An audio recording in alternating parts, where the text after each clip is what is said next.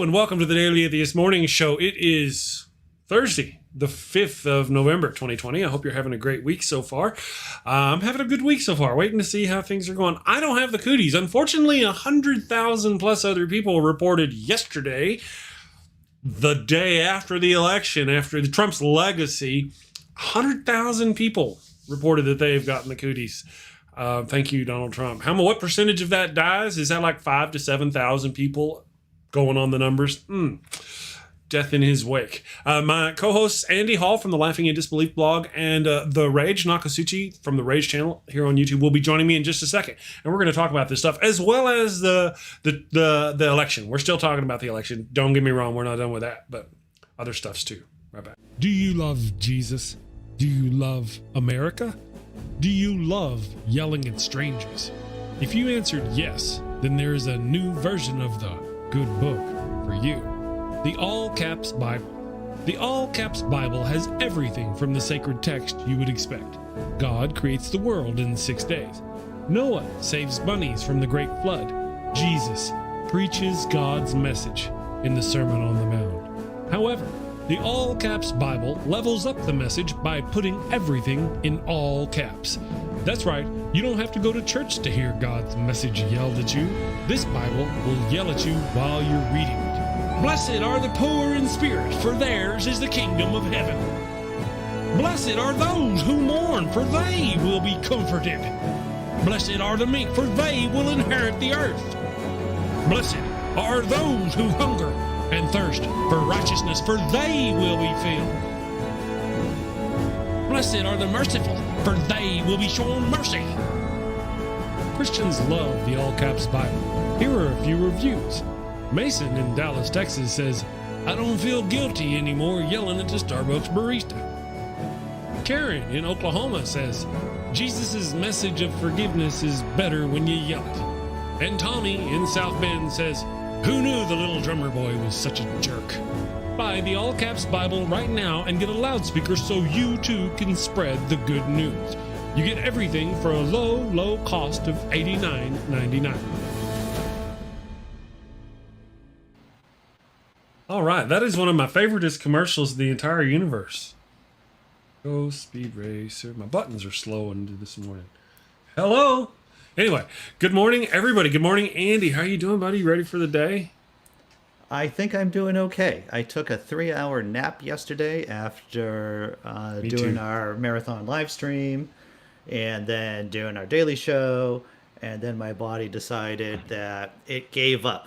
My body just gave up. And I literally woke up 2 minutes before I was supposed to go on the Free Thought Profit show. Really? So I had to pull myself all together and get into my chair, turn on everything, and talk with Seamus and John Hamill. But we had a fun time. Good. That's why I have hats, right? Hats are just, I used to wear hats all the time. Hey, Nokasuchi, good morning, man. How you doing? I am slowly waking up. It's a slow morning. A couple days of losing some sleep is not helping me be chipper this morning, so I'm getting there. Yeah, it's been kind of busy for both of us. I was the same way as Andy yesterday. I took me a hardcore nap. Yeah. We were up late for us, especially for us, and then I had to get up at the normal time. I couldn't, of course, I get up 3 hours before the show. I could have slept in, but I still had to make the show and do stuff. Anyway, I didn't get enough sleep, and then after we were done, it's 10 o'clock yesterday my time. And I was off in the nappy time. A good, tasty, delicious nap, though. It was good, Yeah, I think I'm going to have one of those before work today, definitely. Absolutely. I want to, before we get too far along, say hello to everybody in the chat. The Damnation, good morning. Man, we're talking to a lot of folk this morning. Critical Cripple, good morning. AA, great question up there we've got on the screen. Norfolk, Ascenti, I hope I said that right. Epic trolling of Trump supporters today. So much fun, childish but fun. Yes, it is. We have our those guilty pleasures.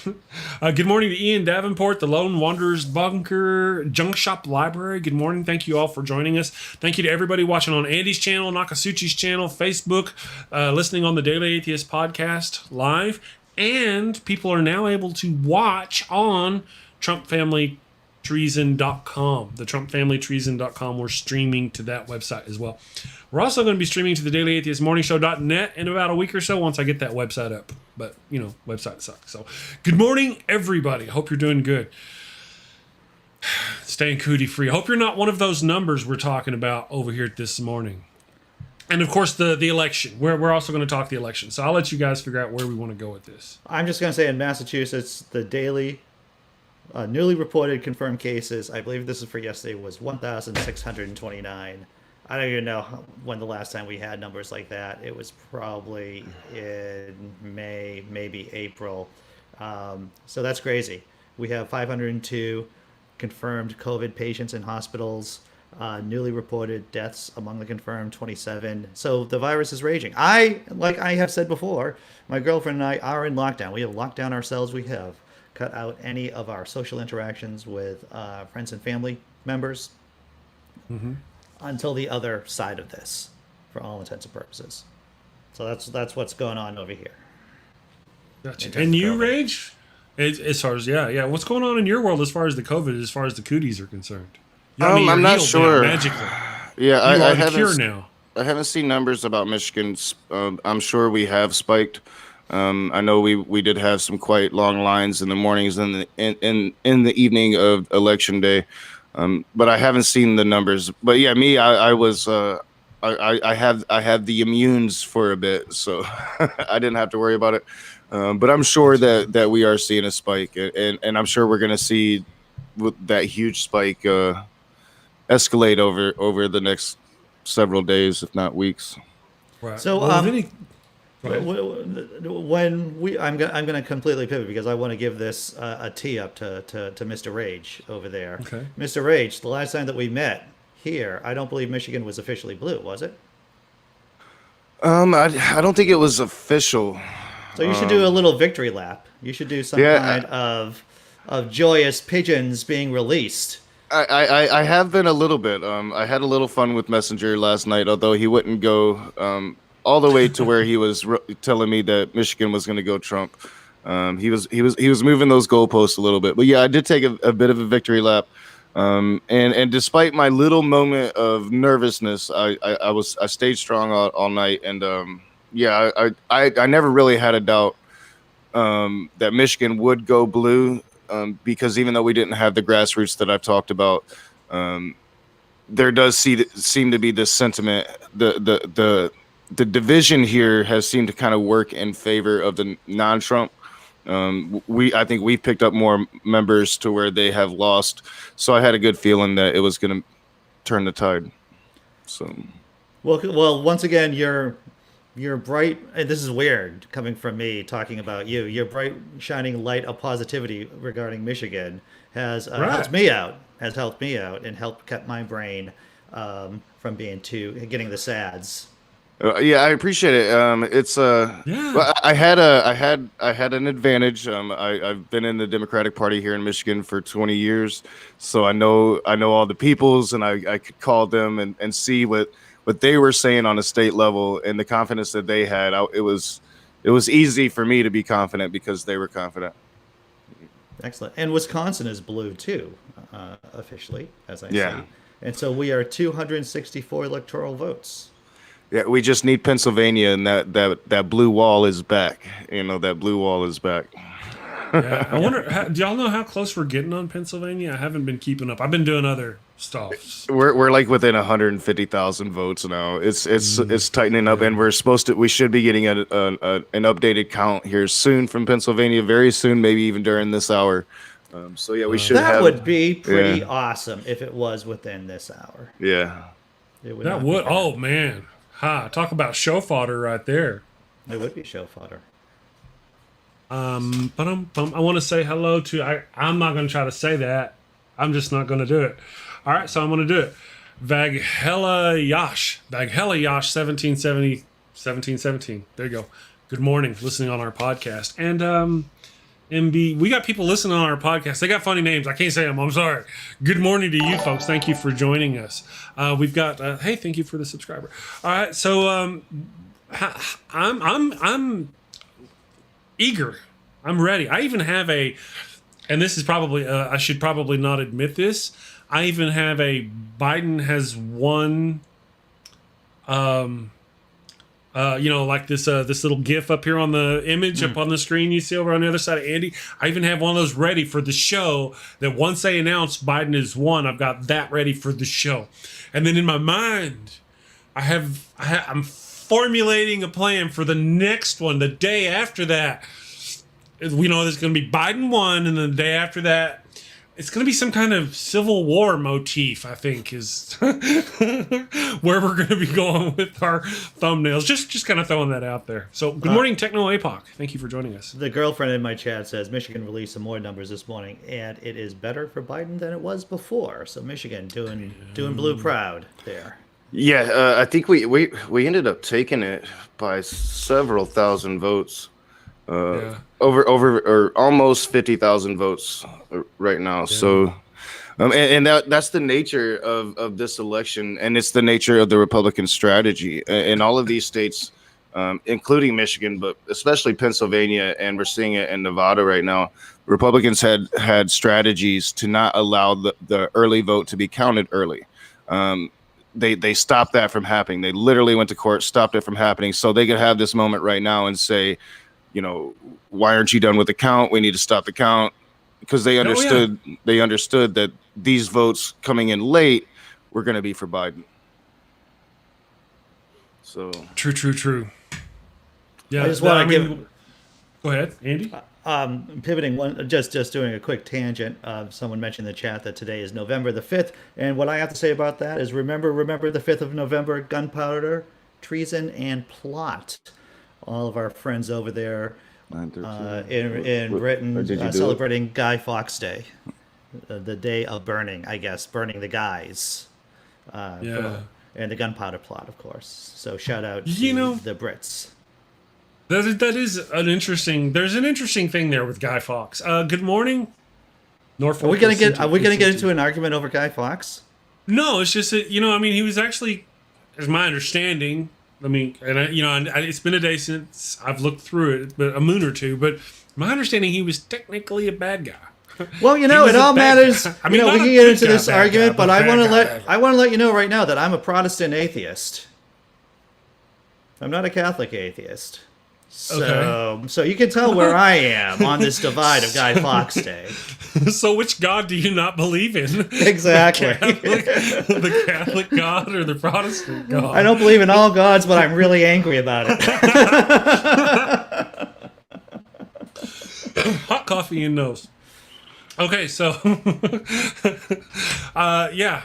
But my understanding is Guy Fawkes was a bad guy. Not a good guy, bad guy, but he was really a bad. But now we have these people who glorify him for the opposite reason of what he actually did. Well, Guy Fawkes would have made England back into a papal state, basically, or at least some kind of client state of the church for all intents and purposes. But arguing about this is like arguing who the bad guys were in Germany versus the USSR in World War II. You have two black hats basically slugging it out. I have no idea who it is. There you go, brother. It's Guy Fawkes Day. He tried to blow up Parliament, basically. He was a Catholic radical who tried to blow up Parliament. And just like Eddie, he was like the Wolverine Watchman. Let me bring it back. He was like the Wolverine Watchman, just didn't plan out his crap right. He loaded up his PT Cruiser with gunpowder, drove it under the Parliament building, and it's like, who would have guessed? Who would have guessed that the plan wouldn't have worked out well? That's and they caught him. They caught him and they set him on fire. You mentioned Christian terrorism. I'm like, it's Tuesday. This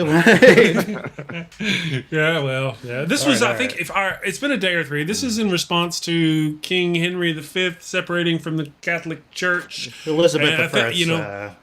I'm sorry. Yeah, somebody was. Yeah, they were trying to do something. So it was trying to get England back under the rule of the Church. Yeah. England had set itself up as an independent kingdom, fiefdom, if you will.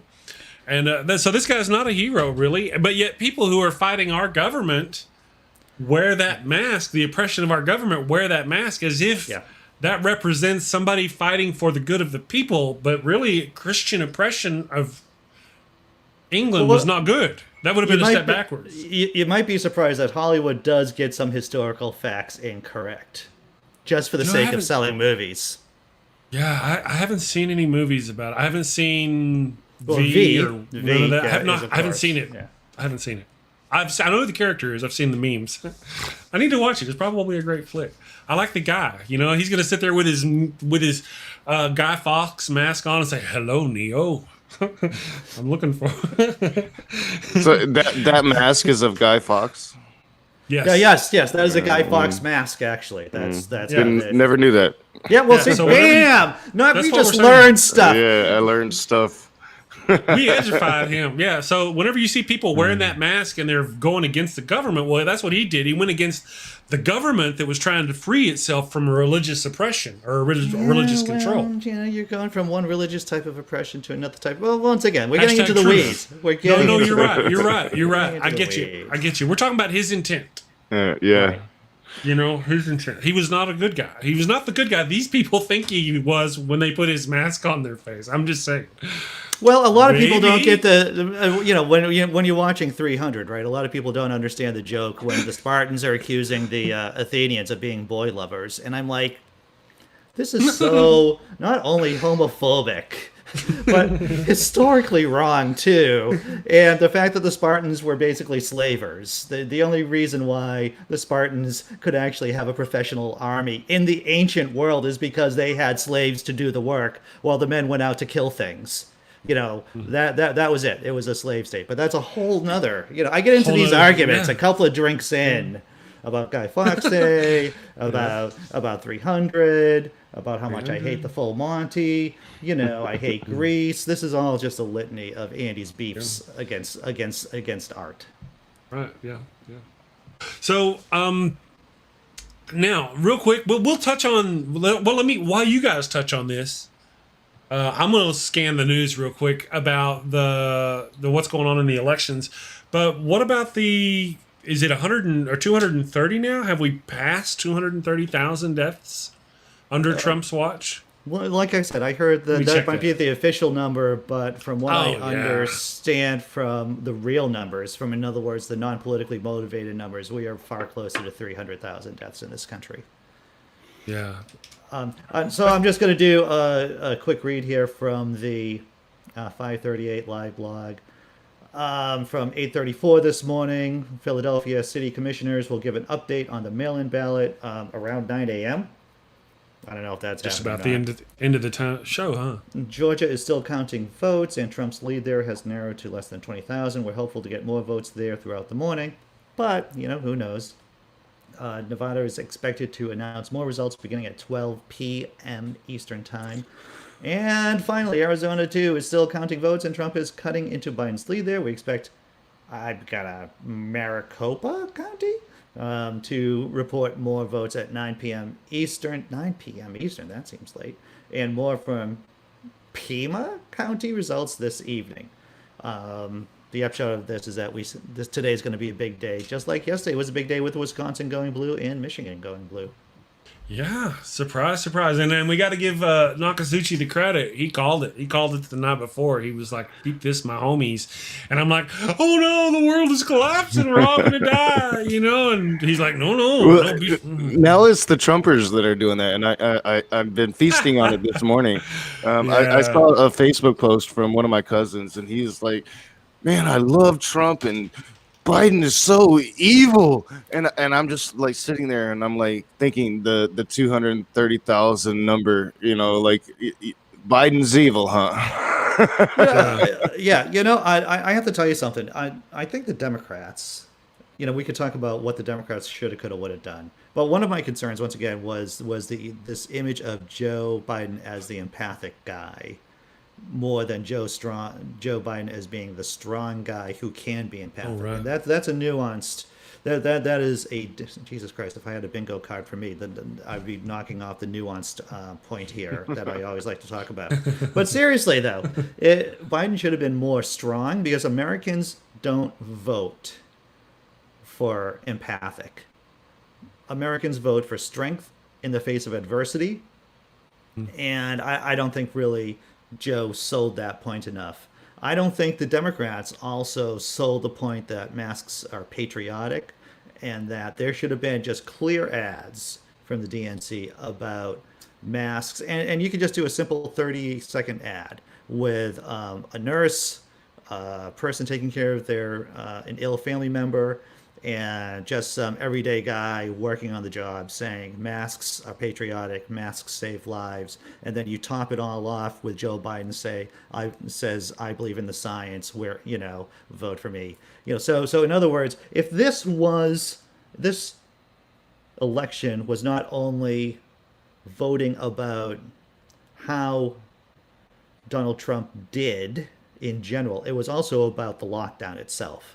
And so a lot of people are being hurt by the lockdown, and so they see Democrats as the cause of the lockdown. And if they did these kind of preemptive ads talking about waving the flag and saying and promoting mask wearing as patriotic, I think they would have done better in the election, to tell you the truth. Well, I definitely think that Trump did well with selling the whole libertarian argument that masks and this whole and the lockdowns were unconstitutional, went against your rights as an American, and I think that appealed to a lot of on the fence voters. Right. They don't want to be locked. People don't understand the slaves that they are. They feel like they need that job, that they need to show up every day to be the slave that they are, and they don't understand that that's what they're doing, is being that slave. So it's been a really hard struggle trying to convince people, no, Whitmer's not trying to take away your liberty, she's trying to save your life. They can't understand it because Trump and his team, Republicans, are really good at selling those narratives even when they're false. And here's the thing, too. I think that this is a Democratic problem, is that they do not counterpunch. I mean, you can say a lot of things about Bill Clinton, but the man knew how to punch back. Yeah. And I think this is really a point of weakness for the DNC, for the culture of the DNC. We've talked about this a bunch of times about, culturally speaking, what's wrong with Democrats. And one of them is that they really should have been more aggressive about promoting the mask as a symbol for lockdowns. They wouldn't even have to mention the lockdowns, but the idea that wearing a mask is patriotic, wearing the mask is a shared sacrifice. The freaking message of Churchill talking to the people and the London people during the times of the Blitz. These are shared sacrifices. This is what we're doing to defeat this thing. We are all in this together. And there wasn't, I don't remember seeing any real messaging about that connecting masks, patriotism, and Joe Biden. And I think that was a missed opportunity. Yeah, I think they missed a lot of opportunities to really reach a lot of different demographics. They definitely missed opportunities reaching out to the far left. I think that's probably one of the main reasons you did not see the blue wave everybody expected. I think a lot of Democrats, especially lefties, who run in these Democratic circles, they did the same thing as the shy Trumper. They said that they were going to vote for Biden so they could avoid the arguments that were going to come when they weren't going to vote for Joe Biden. So I think that that's one of the reasons the polls were off. One of the reasons we didn't get our blue wave. One of the reasons we're probably not going to get the Senate is because they didn't really appeal to the left. But at the same time as they didn't appeal to the left, they spent too much time, in my opinion, trying to appeal to those moderate Republicans, trying to pull them into the fold, when honestly, your base is the left, whether you like it or not. And you should have been maybe putting a little more attention to what they were asking of you instead of ignoring them. Yep. Yeah. I think that the Democrats got themselves once again into this blue wall strategy part 2. And they thought that even though they did better than in 2016, better doesn't always mean you win the game. Yeah, and there was this, and I was thinking about this the other day too, and I mentioned this during the debates, the vice presidential debates as well as the presidential debates, about how they were, and they meaning Biden and Harris, could afford to play conservative, at least during the debate, because they were quote unquote in the lead. And I think while that was true for the debates, I think when you're actually running a campaign, you should automatically be assuming that you are losing. Yeah. because that increases competition. Like and I'm going to bring it to the Patriots for a minute here. When the Patriots were winning, right? When they were in the halcyon days of Brady and Gronk, I could imagine the guys coming in during halftime and coach telling them, we're up by 20. I don't know why we're not up by 30. I don't know what you guys are thinking about, but go back out there and run up the score. No point do I ever think the Democrats are talking about we need to run up the score as much as we can, and we got to be hard about it, and we got to be working hard on it. I don't get that perception from the culture of the DNC. I still don't get after 2016 how we're not going out into these rural areas and trying to spread our message to them. A lot of these people in these rural areas are poor. They live in their trailer parks, or they can't put food on their table, and they just haven't had a chance to have true messaging from us. They're surrounded and bubbled by the right and the conservatives. We need to get out into these areas. We can make huge grounds in the rural areas if we're speaking to the poor people out there and actually showing them how we're for them. Yeah. But we don't do that. And it's because the DNC isn't for them. They're for corporations, and that's the dynamic we really have to change. And that's what's good. That's why they're so weak in this national election. That's why they're going to be hamstrung now, because the Senate is going to be a Mitch McConnell Senate that's going to obstruct everything. Yep. I was thinking about this the other day, that the DNC should have at least a 5-year plan with certain goals. They should have someone come in, like third parties come in and audit what they've done so far, as well as create plans about how to win hearts and minds in places like Pennsylvania, and to make sure that Michigan stays blue, Minnesota stays blue, and Wisconsin stays blue. There should be a plan. We're so close to pulling some of these. I mean, North Carolina is almost purple, if not officially purple now. Georgia almost purple, if not officially purple now. We're making grounds. It's just, I thought after 2016 maybe the DNC would learn their lesson, and they're lining their pockets, and that's all they seem to really care about. Well, there's just so much human stupidity in humanity. It's like there will be plans. There've been many examples of people knowing the plan isn't going to work during World War II. And I'm going to say this again. Admiral Yamamoto, who went here to Harvard, who was in charge of the Navy. He told the high command, he told the government of Japan, listen, you cannot win a war with the United States of America. The government of Japan told him, go figure out how to defeat the United States of America. In Pearl Harbor, right? Yeah. The guy, the German officer, Paulus, was told, hey, you should make out a plan about how we should defeat the USSR. He comes back with, guess what, guys? We can't defeat the USSR. And so they tell him, go attack the USSR. Long story short, he gets stuck in Stalingrad and gets his army is destroyed, and he gets captured by the Russians. So there are just so many times that there is good data coming into these organizations, to any organization, and people just go, we're not going to listen to it. Yeah. And we're not going to listen to it. Yeah, and it is a bit unfortunate. But it does seem like we're going to come out on top. Now it's crazier things have happened, so we'll have that wait and see mentality. But if the roles were reversed and it looked like Trump was the winner right now, I don't think that the right would be doing as the left seems to be doing in that patiently let's wait and see mode. We're not going to declare victory yet. The right would be all over it. Told you, you libtards. Well, I have real quick. I have a thing, and let me ask, because I'm not sure. My political education is lacking. Right now, this says the Senate control is 47-47. If it stays and we're tied in the Senate, doesn't the vice president get any? Doesn't the vice president get the last word on any? And right now, we actually could. That's best case scenario right now is a tie in the Senate. We're not going to get the Senate, but we can still get that tie. And if we have that tie, but you do have the Joe Manchins of the world that's going to make that tie really, really difficult for us. That's okay. We can do it. Any time that we don't have a supermajority in the Senate, we should consider this to be we got to go back out there and treat it like we're losing. Just like, yeah. In the event of a tie, who is the majority leader? I'm not sure.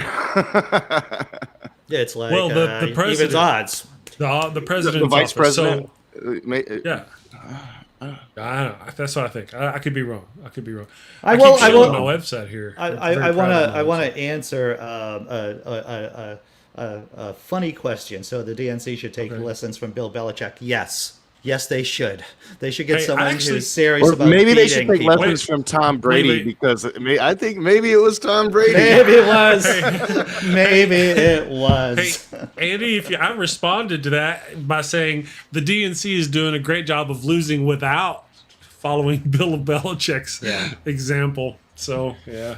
I figured you might be a little sensitive about that because you're a Patriots fan, aren't you? It's sad. Well, I think it's actually illegal not to be a Patriots fan here in Massachusetts. Is that what it is? Say that. Yeah. A lot of Patriots fans, even in Massachusetts, are Buccaneers fans this year. So, I was wondering because some of the just wait for the purge. Just wait for the purge. Right. So I've heard some scuttlebutt. Do you think? Does anybody think? I know this is way out there, right? This is way out. Does anybody really think Trump will run away? Will run away? Will take a plane and run away to another country? I think if he's out of the office, he will. I still don't think he's going to leave the office. So you think he'll do that? All right, good point. So if he's declared, do you think he'll do that like before January, before they turn it over to him, January 20th?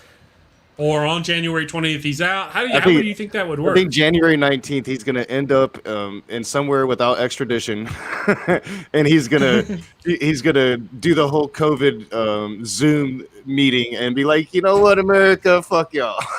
Sorry, it's early. It's early. Sorry.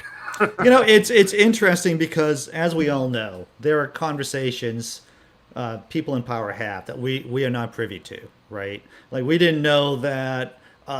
During those days of Watergate, there was this implicit understanding that if Nixon was going to ask for the nuclear football, that people would be called, and maybe Nixon wouldn't have pure access to the nuclear, code, so to speak.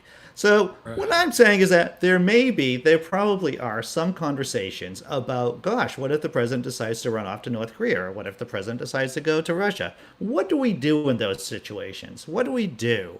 We, as in people with guns, people who are in charge of the national security of the United States of America. Because there are things that Trump could be doing right here and right now that he's not doing, like crazy things that he could be doing. Right. And you have to ask yourself, why is he showing restraint? And this is restraint for Donald Trump that we're seeing right now. I think so too. So you're saying, do we send a Jason Bourne after him? I don't know. Is that what you're saying? Like I'm kind of sideways trying to say, but not say. Just wink. If that's what you're saying. The CIA does shady poo stuff and has done shady poo stuff for decades. Well, this is different. This is more open. The Southern District should have their peoples, aware of the movements. I think, especially once we're getting closer to the transition. Maybe you want to keep an eye on this dude. Yeah. Southern District. I'm just saying. Don't let him leave the country. Not take his passport. Yeah, maybe take his passport. Take his passport. Yeah. It'd be hard to do with an ex-president. I get that, but what's funny? During the Catholic Church crisis here in Massachusetts, Cardinal Law, the one who oversaw all the kid effing here, he was basically whisked out of the state and brought over to Vatican City. Very hush-hush. And so these are the things yes. So these things do happen. People do flee the country when they're about to get themselves into hip-deep trouble. And I really hope that the adults in the room of this administration that we kept hearing about, and we know that they've pretty much all been replaced, but hopefully there's still a few adults in the room. And once they start shredding the documents, that shit gets exposed. Yeah. I'm really hoping that. I have a question here. In the previous government, with Obama, if the citizens did this certain kind of petition, they had a website set up and you could do a petition, they would have to be addressed this certain issue if you reached a certain number of signers on the petition. I don't remember what it was. Of course, now Trump obviously doesn't care about any of that. If Biden were to come in and they reset up that website and they did a 100,000 signature petition, what I'm trying to get to is I think petitions should be set up to investigate McConnell, to investigate Lindsey Graham. We should set up a citizens petition and try to get 1 million signatures of people saying we need to investigate Lindsey Graham and Mitch McConnell and remove them from office if they've done bad things. Remove, just not just them, but other people. That's what I'm talking about. Would the Biden administration listen? Well, I'm hoping maybe we can have another investigation, and at least maybe the Biden administration won't be putting the yokes on the Justice Department, and we can have a real probe into the Russian activity. I think Mueller probably did the best he could, but also a Republican dude that would not go against the grain in the Justice Department. So maybe if we have an administration and a Justice Department that is separate from the administration, then we can actually have a real investigation now that's not going to be kind of choked by the leader of the country telling them not to do it. So at least maybe we'll get that. And just to bounce off that, Chris, you made the citizens. You use the word citizens. And if this election, if Black Lives Matter, the Catholic child abuse scandal, Wall Street crisis if we've learned anything, it is a clarion call. It is a call of duty for everyday citizens to establish some kind of oversight on the apparatus of this country. Yes, guillotines. Sorry, did I say that out loud? You're supposed to say the implicit things in your head. Inner voice. Sorry. But there does need to be citizen-run institutions to keep an eye on the watch, on those people. I'm not going to go into this Wolverine thing, but there needs to be citizen groups, non-government groups who watch what goes on and keeps us all informed, because we cannot trust them. We cannot trust them to do what's right or to work in our own interests. That's clear. Whether it's the DNC, the Republicans, we cannot trust them to do what is in our interests. But to add on to what you're saying, not only that, that's one of the after effects of what we need to do when this is over. One of the things we need to do is bring all these corrupt bastards to justice. If we can prove Donald Trump did what he did, he sold out the United States, his adult children, they should all be investigated. If convicted, all of their property should be sold off. And everything they have, they should be rendered financially destitute and spend the rest of their lives in prison. And that money should go to the infrastructure of the United States and to the people of the United States, because they betrayed us and milked our country. They should not get away with this. As far as I understand it, and you're right, they shouldn't. As far as I understand it, Trump will. As president, he is immune to anything he does as president. But that's for Trump. That's not for the people beneath him. And Ivanka, Jared, they're part of this administration. We know that there's illegalities there. They do not have this immunity. We can make him pay, even though he's pretty much untouchable for the actions he did as president. He's not really. If we can go back and do a proper investigation and prove that he was an illegitimately elected president. He has immunity. Well, in that case, like what he did before president, before taking the oath of office, he would be accountable for it. But the moment he took the oath of office, he does have immunity. Yeah. See, that's the whole deal. We're right there. That's exactly the point. By not punishing him for that, by giving him that, then we're telling everybody, every crook in the future, that if you can get to that point, we need to do that. We need to go, no, that's not good. Just because he was president, he is no longer immune. We can investigate. We do that investigation and prove that it was an illegitimate Russian operation that put him in. Now, if we can't do that, then he gets to stay president. But if we can do that, then his presidency is illegitimatized. All his protections are gone. It would take a president willing to make a precedent and to work with the Senate and the House to change that within the Constitution. We have the House. We have a tie in the Senate, plus the Vice President to break that tie. To change the Constitution, you have to have the will. Supermajority. It's almost impossible to change the Constitution. But what I'm saying is this: even if we can't prosecute him for what he did as president on a federal level, he can be prosecuted for what he did on a state level, and that's why I keep referring to the Southern District of New York, because they're coming after this dude, and they've got the goods on him. It's not for what he did as president. That's good enough. But he'll face consequences. Yeah. And even though he is immune, it doesn't mean that Joe Biden cannot come in and be fully transparent. Show us everything that happened with Ukraine. Show us everything that happened with the Russians. Show us the senators that the FBI and the CIA think is working with Russia now. Yes. Share all of that information, and once you put it into the public atmosphere, the court of public opinion is far harsher than the media ever could be. But you have to get that information out. I just want to elevate this conversation a bit, and what we don't want to have is Revenge of the Sith, Mace Windu, Emperor. Mace Windu is about to execute the Emperor, saying that he controls the courts, he controls the Senate, and then he's about to do the death blow, and then Anakin cuts his arms off. We do not want to get to that point. And if we don't do structural reform of the system, we're going to have the same conversation in maybe 10 years or less than 10 years. And it'll be too late because the whole system would be trashed. We need to start appointing judges. We need to start, again, if anything we could undo by proving Trump's illegitimacy as president, if we could prove that and then undo any of those judge seatings, undo Kavanaugh, undo any of that stuff, I think that would be worth it. Women looking for abortions or wanting to control their own body in 5 years will be really wishing we had done that, because these people are going to be stuck there. Oh, because if a foreign body helps and he knows it, a president take office as like a Manchurian candidate, why should any policy he put in place or any judge he put in place be allowed to stay in office? That's just stupid. Why? Well, I mean, that's stupid. Luckily, most of Trump's policy was done through executive order, which is the easiest thing to change. So, we're going to be able to change most of his policy right off the gate, and it's not going to take Senate to do it. It's going to be Joe Biden just stroke of the pen, getting rid of most of the damage Trump did. Now, there's still a lot of damage that Senate did, but that'll take longer time. But we can undo a lot of the damage that Trump did. Mm-hmm. Mm-hmm. We should. Yeah. Well, see, we can. You're employing the word can. Will they? And that's where the petition comes in. The can is the big word there. The DNC has no backbone.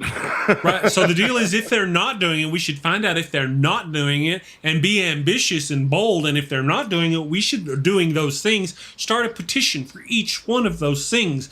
But if Biden gets into office, we get a tie with the Senate. We need to start a huge petition going, investigate Mitch McConnell and Lindsey Graham. Yeah. And I want to put it out there. I am totally against a president being immune to anything. I think that presidents should be accountable. I think had Obama been accountable, maybe he wouldn't have killed so many with his drone strikes. Maybe he wouldn't have been the deporter in chief. If presidents are accountable for their actions, they might be better presidents. So, I think that we really should look at it. The core problem is that the president has imperial powers when engaging with foreign bodies. Alexis de Tocqueville mentioned this in Democracy in America. He wrote this back in the 18th century, very early in the 19th century, that the president actually has, in terms of the Constitution, the president has very weak powers. It isn't until he interacts with foreign powers that, oh, my fictitious God, to paraphrase Alexis de Tocqueville, do you guys know what you're doing with this? And that's the core problem, is how much power he has. The last time. Okay, so here's an obvious question that we should all know. When was the last time the U.S. declared war? War? I would believe Iraq, isn't it? Incorrect answer. Chris, when was the last time the U.S. declared war? I have no idea. World War II. The last time we declared war, right? Which is, constitutionally speaking, that is when the legislative branch declares war, was World War II. Every other kind of military action has not been. Now, here's the problem, too. The Supreme Court says that we're in a legal state of war, even when the legislative branch does not declare war. That's a problem. That gives the president incredible powers. The War Powers Act was meant to to put some limits on Nixon doing crazy stuff. Congress needs to regain the ability for the country to be involved with and to bomb countries and to assassinate people or do crazy stuff, right? The idea that one man, the commander-in-chief, has this kind of imperial power is madness. That's what it is. It's madness. So these are the reforms, and these are the real core problems. Once again, I want to point out the fact that, and I'm not arguing against your point, Chris, about or Knox's point, that there needs to be some kind of culpability with the president. There most certainly is. However, when the president is going to suffer once he leaves office for the crimes that he's done, this creates an incentive for a president never to leave office. Once again, Julius Caesar, one of the reasons why he marched on Rome and tried to be dictator, or was dictator for a short period of time, was because he knew he was going to be in deep, deep trouble once he left office. We don't want to create incentives for bad people to do even worse things. So that's why, once again, this is a convoluted argument, but the main problem is the power of the presidency, and the president being able to order 185,000 guys to invade Iraq a second time without, well, yeah, sure, there was a vote in Congress, don't get me wrong, getting him to say that he could, but no official declaration of war. And that official declaration of war would be a firewall against the president acting in an imperial way. Oh yeah, I agree. I think Abraham Lincoln was the first to really overstep his bounds. He did it for really good reasons. He had to, given the situation he was in, and he took those powers. And since then, it's been kind of a battle with the Senate to try to get some of that power back from the president. And I totally agree. I think that the president's not supposed to be king. He's not supposed to be king, but that's what our system was set up. And yeah, we have slowly over the ages given this one person more and more and more executive power. Right. And yeah, I think we need to take a lot of that power back. I really do. Yeah. Well, we've been thinking, and this is something I've been saying, we've been saying, oh man, the election, the closer we get to the election, the more desperate Trump's going to get, and he's going to do this thing and that thing, and oh my gosh. And a lot of it didn't happen. Some of it happened, but a lot of the worst of our fears didn't happen. Not yet. But now we've got another, right. But now we're going into another round of predictions between what happens between now and January 20th. What happens and how desperate does he get if we lose? Go ahead. And we're starting to see those worst case scenarios pull out. We're starting to see Trump on Twitter dog whistling to his more extreme base. We're seeing his more extreme base gather at these counting stations.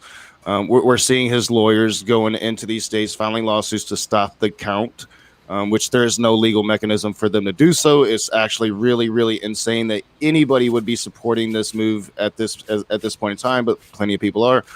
We're starting to see it, and I do believe that the more real it becomes to Donald Trump that he's not going to be president, the crazier he's going to get. For what Andy was talking about, he's facing that Southern District of New York.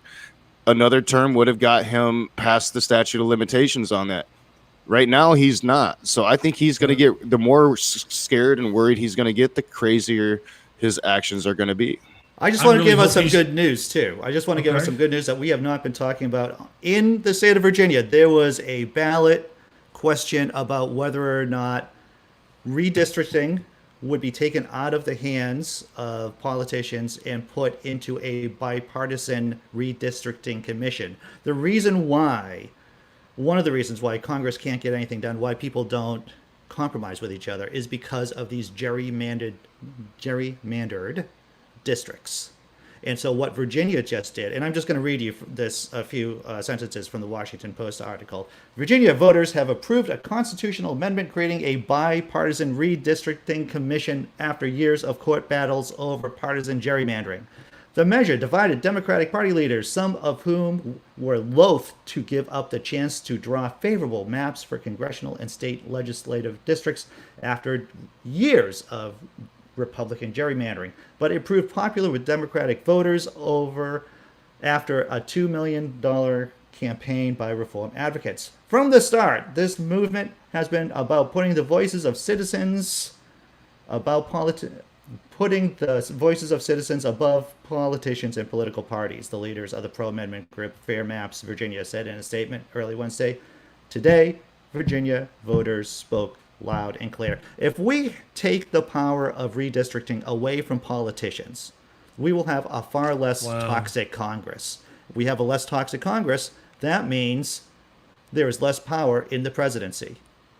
We have a functional system. So yay for the people of Virginia. You did the right thing. Yeah, Trump's on Twitter right now, all capital letters. stop the count. So like the president of the United States is literally calling for the stoppage of counting the vote in a democracy. I mean, and Americans are Biden's supporting ahead that right now.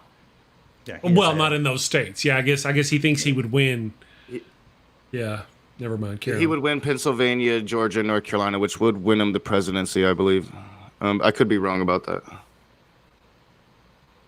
From politicians, I'm writing that down. That's Wait, no, because Nevada, if they stop the count now, Nevada goes would win. to Biden, Arizona goes to Biden, and that's 270. So Biden would win Yeah. it. He's just stupid and doesn't know it.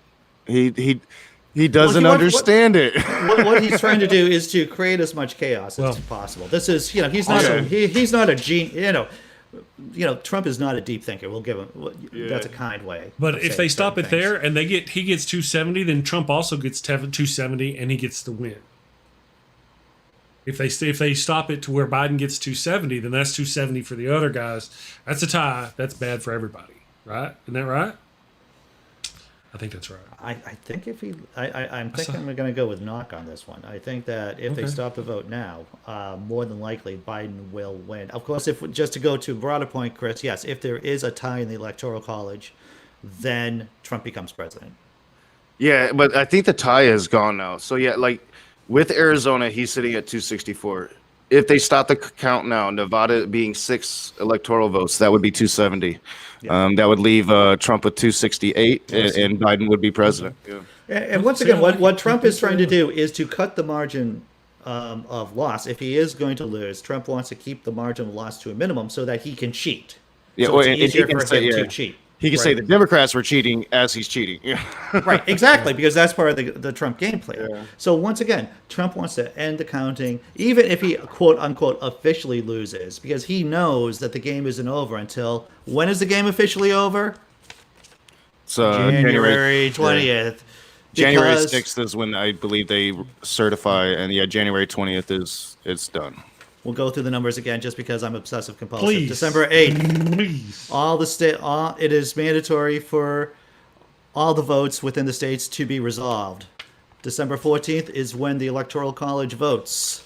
January 6th is when Congress certifies the votes from the Electoral College. And January 20th is election day.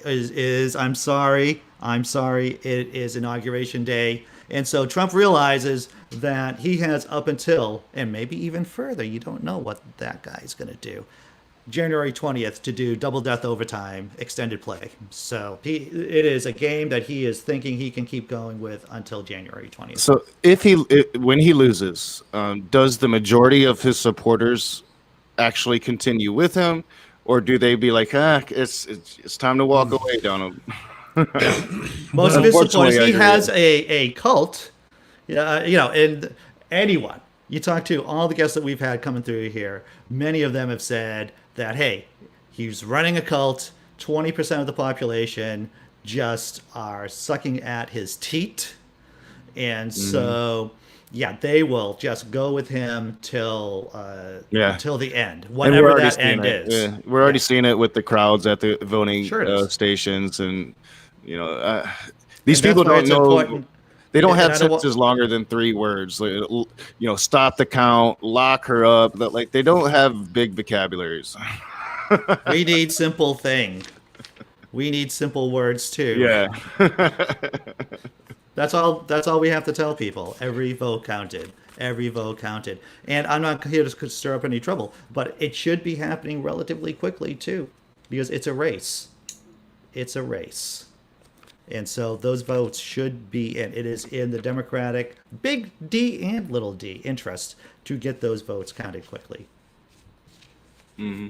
And to lock in as much as we can right here and now before violence starts, before militias get activated and cause trouble. Yeah, I definitely think we need Arizona to be called today. We need Nevada. We need Joe Biden to win today so we can get into the next level. Yes. I think it's gonna get more dangerous the longer it takes for us to know who the president is. Right. So I think it needs to happen. I heard last night was that they were saying there are reports that Trump does have some lawyers. We all know he's got some kind of lawyers, surely, right? Yeah. But apparently, it wasn't until election night that Jared Kushner and then really started getting after the whole lawyer thing. And I think part of the reason may be because they don't have any money, or they don't. Of course, you mentioned before that the Republican Party would pay for some of that, but still, in a lost election, the Republican Party is going to be rats off a sinking ship. What's left of them. Well, and they're what they're saying is really, really weak right now. So they're saying that basically they're challenging Michigan the count there, and they're challenging the count in Pennsylvania, because even though they're in the room, like every campaign has done before them, they're in the rooms. They are saying they need binoculars, and because they didn't have binoculars, so they could focus in on every single ballot. Well, it's all suspect, needs to be thrown out. Anyone who's watched any lawyer or legal drama knows that the idea is just to cast, doubt into the minds of people of what's going on. If you cast doubt, that means you can start wiggling around and getting your way. So that's all that that's what the Trump lawyers are going to try to do, is cast doubt on the legitimacy. And that's all the Trump's been doing, is casting doubt on the legitimacy of this election. Yeah, and people they need to realize it's not going to go anywhere. There is no legal basis for Trump to stop the count. It's the same as election night. He's pandering to his base to get them riled up, but he has no legal ground. There is no legal ground, but we live in a country where politics and I'm going to say it again, trumps legality. Yeah. We are now in a question of whether or not there is force as against to whether or not it is legal. So that's why people should be calling their representatives and their senators and telling them that they want every vote counted. That's it. Yeah, and Boomer U is bringing up some, I know we're about done with the hour, but there is good news already. Huge victories for the American people. 15 states and D.C. now have legal weed. We are on the verge of nationalizing this thing. Yep. And we're getting closer and closer every election cycle. Absolutely. Well, do you guys mind? Because we were supposed to hear some news right now, aren't we? Dude, yeah. Isn't there something supposed to be going on? I thought maybe we can pop in later if we have. I just thought it does seem like we did get some more votes in Pennsylvania already. It jumped up. Biden's count jumped up 33,000. It doesn't look like Trump's has jumped up much. So yeah, Biden is continuing to close in on Pennsylvania. Yeah, that's doomsday for Trump. That is doomsday. Yeah, that's what I'm looking forward to. So, all right, guys, I guess we'll go ahead and wrap it up then. We'll see as the day goes on. I already have my Biden wins thing just in case. And if he doesn't win, then I'll have to make myself another GIF. People, don't make me make that GIF. I bought a pinata, a Trump head pinata from Amazon the other day. And when it comes in, and if Biden does win, wins, we're going to stomp the crap out of that. Beat the crap out of that Trump head. That's what I'm going to do. And if he loses, you should probably I'm still going to beat the crap out of it, too. Just a thought.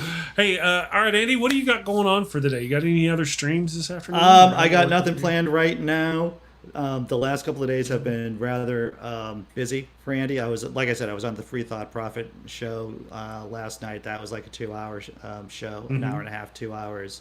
I'm just recuperating. Of course, I'm always blogging at Pathos on the Laughing in Disbelief blog on Pathos. I did a bit today about how to stay sane while the votes are being counted. I threw the links up early in the chat. And I'll probably be blogging some more comedy, because that's what I do. And I'll be doing another comedy short probably today. I already told you guys about it. You didn't laugh, but it's hilarious. I'll be doing another comedy short today. Don't give anything away. But yes, enjoyed it. Thank you.